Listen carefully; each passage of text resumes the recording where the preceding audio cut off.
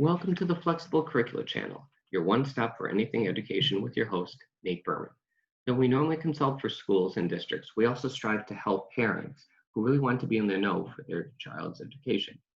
If you like what you see, please give us a thumbs up, share, and leave a comment. If you want to see more of our videos, don't forget to hit that subscribe button.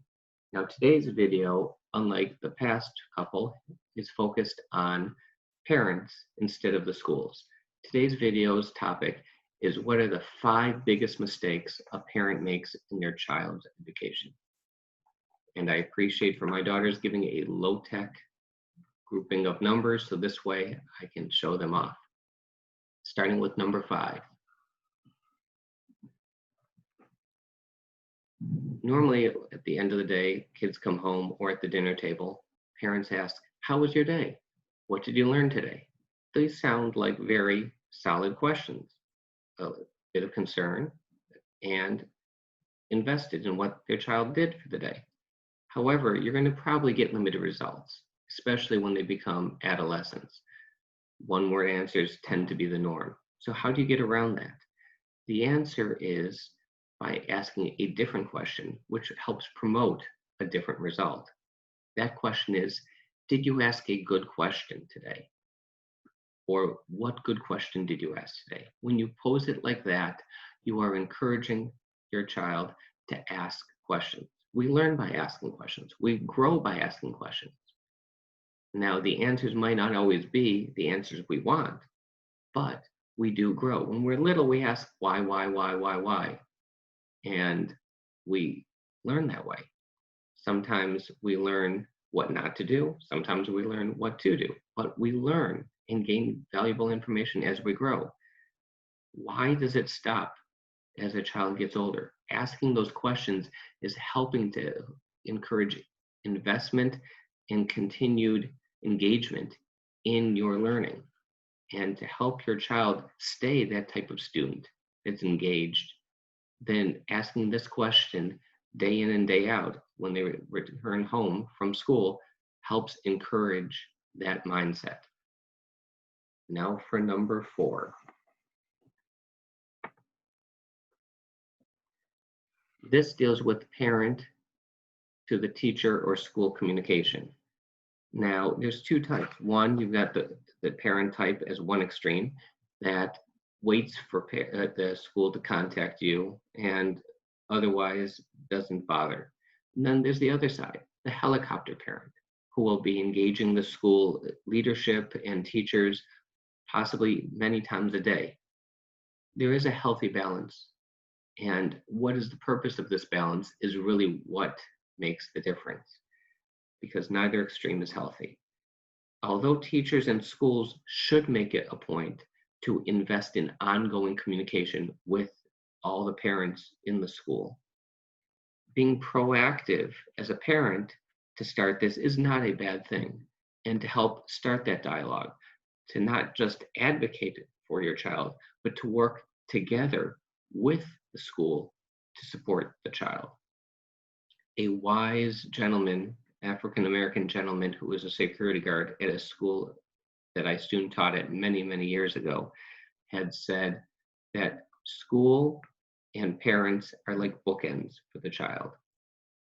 Both are needed to help support the child being upright in their learning. However, if one isn't there in support, the child's learning suffers and the child can fall. To be able to give that child the support that one needs to be successful, it's incumbent that both school and parent work together to help support a nurturing environment for your child. Now for number 3.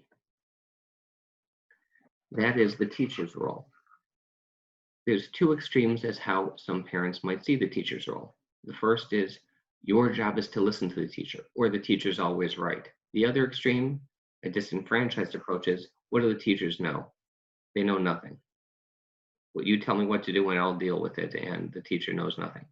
2 extremes, both of them a wrong mindset. There isn't an effective way with either one. And even in the middle of that isn't exactly right either. The best way is to explain to your child, starting from the beginning of their schooling all the way through, and enforce this and encourage this every day, is the teacher's job is to help you become a better you.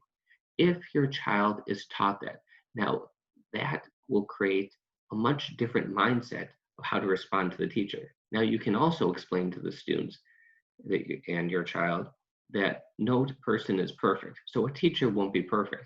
They'll make mistakes, but the interest why they're a teacher in the first place is to help the students. They don't always have all the skills in every area, but generally the heart's in the right place and they do perform really well when there's proper cooperation. So if that's the case, then to encourage your children to learn that they are there to help your child become successful. That's the teacher's job, to help your child become successful.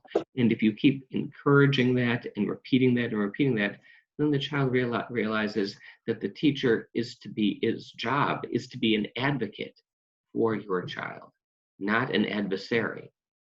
And once that mindset switches, the hurdles that many students face in school immediately go away, because then both teacher and student are working together for the same cause.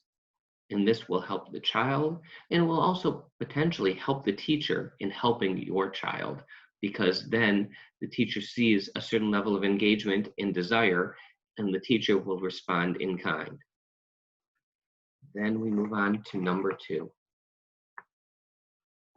That's complaining about material. Whether we never learned this when I was in school, or I hate math, I was never good at math, things like that. These are destructive in your child's learning. Not only are they destructive, but they can devastate a child and hinder a child from actually reaching any level of success. Why? Because studies have proven that, like anything else, you get better with practice. There was a longitudinal study done, and in this study, they saw that with emotional coaching and understanding that students do well because of effort and exposure, not generally based on aptitude. Now that does change with minor variances, but overall, the more effort and more engagement and exposure one has, the better one will be. The longer you've had a chance to ride a bike, the more proficient you should be than one who hasn't had that level of experience. Experience is a very important thing. So, what happens then is that you get better with practice. Now, if there's confusion of what the objective is, then by all means, you need to coordinate with the teacher in order to make sure that you know the objective, which is why you might hear, I never learned it this way. What is the goal that they're looking for? School should know. And if they don't, that's a more important issue. But if not, then the question is, okay, what have they had?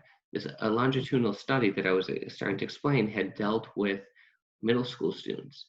Some were above average in math performance, some were below average in math performance. They worked with the low performing ones and explain to them that it was an exposure issue, an experience issue, not an aptitude issue.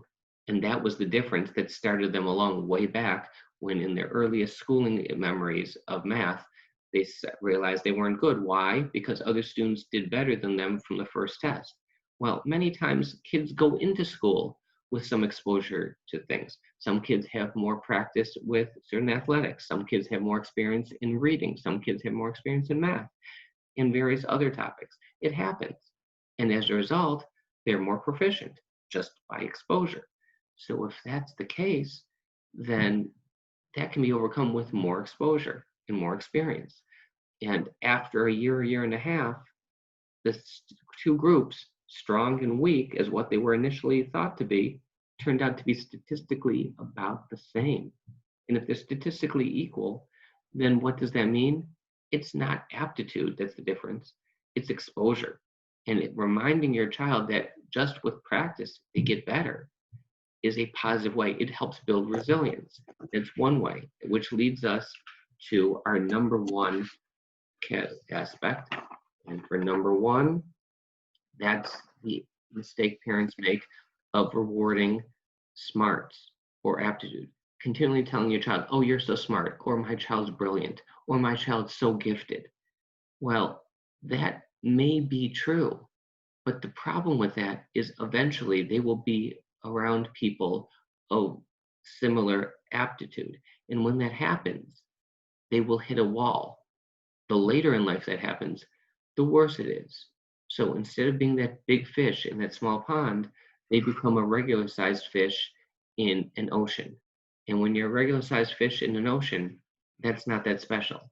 And if it's to that degree, that can be stifling. I know cases personally. One person who he was a 16, he scored 1600 when that was all you could get on the SATs. Perfect in the SATs. After a semester of college, dropped out and lived in his parents' basement until well into his 30s. Why? Because from being special to being in a school where everybody was similar of aptitude, he didn't know how to handle it. I'm average now. He was defined by being special. When that specialness is taken away because everybody is that level of special, then there's nothing. How do the ones who are special really become great? And you're saying there are people who are great. Yes, you think in athletics, you can think of, let's say, Michael Jordan or Larry Bird in basketball. These are individuals who were the first ones into practice and the last ones out of practice. And you can say that with people in academics too, the ones who are working hard. Why? Because effort matters. And this is where one should retool their mindset. Instead of rewarding smarts and aptitude, one should praise effort. Why? Because effort is the big difference. If you can reward effort, effort will always help build resilience.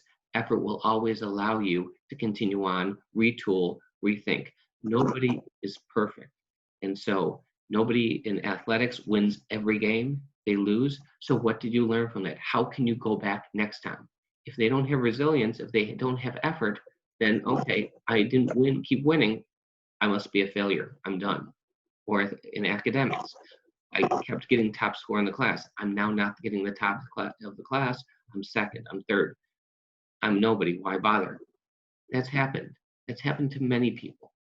And if you don't want to demoralize your child and turn them from someone with high aptitude, if they happen to have so, to amazing, then you have to encourage them by rewarding effort. So thank you for watching the Flexible Curricula channel. Once again, if you liked what you see, please give us a thumbs up, share, and leave a comment. If you felt you've made a parenting mistake and want to share that relating to your child's education, we'd love to hear it in the comments below. Also, if you'd like to give an idea for a topic for parents or related to schools, I'd love to hear from that by leaving a comment below as well. If you want to see more of our videos, don't forget to hit that subscribe button. And please feel free to contact me at nateb@flexiblecurricula.com if your school or district would like some guidance in growing your students towards academic excellence. Thank you.